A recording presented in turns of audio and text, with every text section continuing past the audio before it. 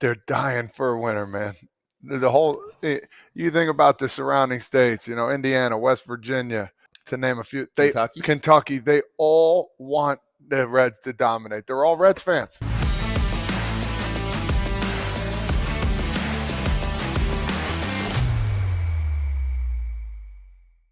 Trent's going to help us run through storylines for the Reds. Elly's Rise innings eaters. Do we have a nice, healthy rotation now? Terry Francona entering the mix, and maybe a little more firepower for the starting nine. Trent, let's start with my dude.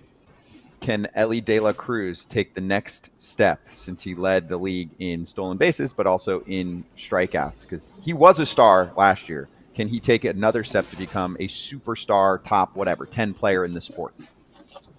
Yeah.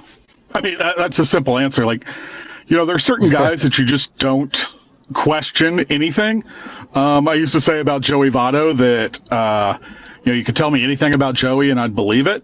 That was as much about off the field as anything. With Elly, there's nothing on the field that you could tell me that he is capable of doing that I wouldn't believe. Yeah, I believe it.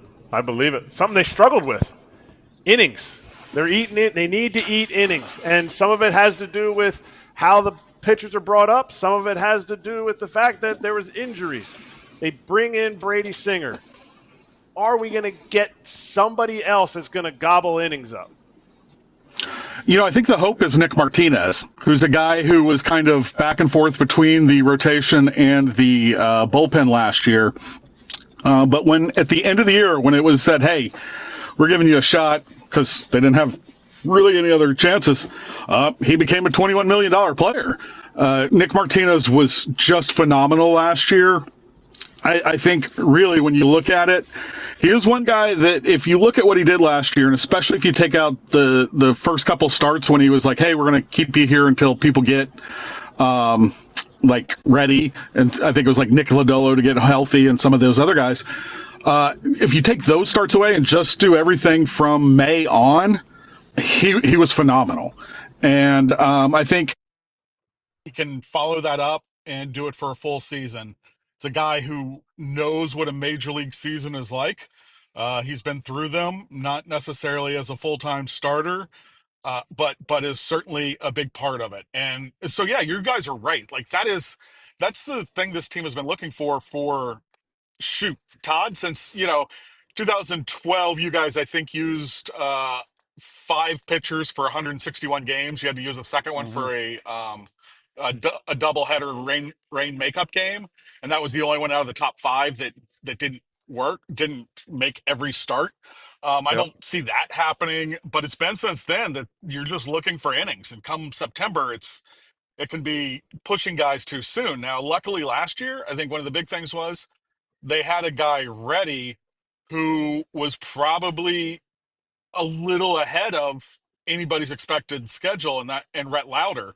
And Rhett Lauder came in and was great. And right now, he doesn't look like he's the guy who might not break camp with them, but that's good. If a guy who made like 5 starts last year and had like a 1-something ERA, if that's one of your reserves, you're feeling pretty good. Very much so. Very much so. Now on to Tito Francona. How do you see this playing out, man? This guy has been doing it before. He's brought up some young teams. Is he the guy that's going to help this team get over a hump and get an NL Central, title in the mix right away, or is it going to take time for him?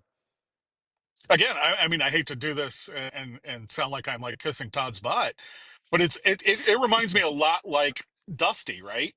You know I've never done that to you. But it reminds me of Dusty, like a guy that comes in and is the thing you talk about with Dusty is he's a chameleon. I always would say, like, I could spend a day with Dusty, have the greatest conversations of my life, and never talk about baseball. Now with Tito, I don't know how much he is non-baseball, but I would have the greatest baseball conversations. But he can connect with everybody, and you've seen that, from young guys, really helping out young guys of both Latin guys and American guys. His track record is just inscrutable, and I think that's that is a hope. And I think the right manager's a weird position. I always note that, like, they're called managers, not coaches, because they have to manage. And that's a whole different set of skills than coaching. And with Dusty, with Tito, these are two of the greatest to ever do it. And you had a young team with some young talent on the rise back around 2010 with the Reds. And I think Tito is kind of very similar at this point. How about some more firepower? You talk about a young team on the rise, a lineup.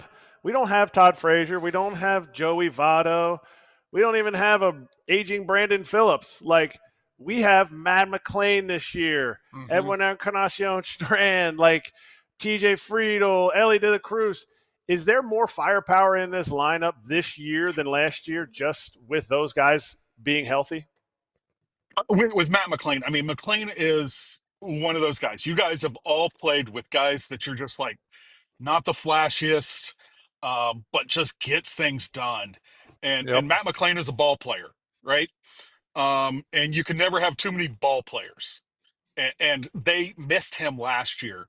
The combination of Elly and McClain is it's fascinating to me. I saw it first when I saw them in the minors, and the kind of the odd couple. One is 5'9", 10. The other is 6'5", 6, 7, whatever he is. Southern California kid, a ginger, and then you have a kid from the Dominican with dreadlocks. It's great. But the thing is, and you guys will understand when I say this, I watched them through the minors, and they were both shortstops. Shortstops are always shortstops in their mind. Todd probably still thinks he could play shortstop right now, because they're like that. And it takes a, hey, this is my team when you're a shortstop. I think shortstops have that, catchers have that, and center fielders have that. And there was no jealousy between the two. Matt McClain didn't care that Elly got all the headlines because he was like, oh, yeah, it makes sense. He's just a ball player. Elly didn't care that people said, oh, this McClain guy's pretty good too. He's playing short today and you're playing third. They didn't care.